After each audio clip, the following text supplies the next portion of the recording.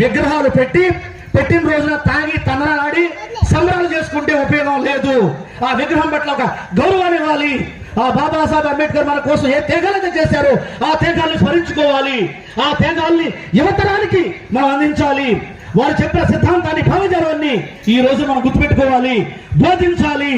అదే విధంగా ప్రతి ఒక్కరి ఇంట్లో అంబేద్కర్ ఫోటో లేకపోతే అనగారిన అనగదొక్కమని ఎస్సీ ఎస్టీ బీసీ మైనార్టీ వర్గాలు ఆయన్ని శంకించినట్లే, ఆయనకి నివాళులు అర్పించినట్టే, ఆయన గౌరవం లేనట్లే.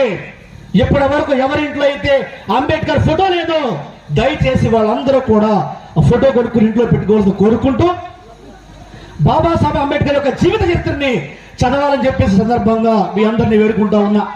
బాబాసాహెబ్ డాక్టర్ బిఆర్ అంబేద్కర్ గారు మనకి విద్యా హక్కు ఇవ్వక ముందు 100లో ఒక్కరు కూడా మనం చదువుకోలేదు.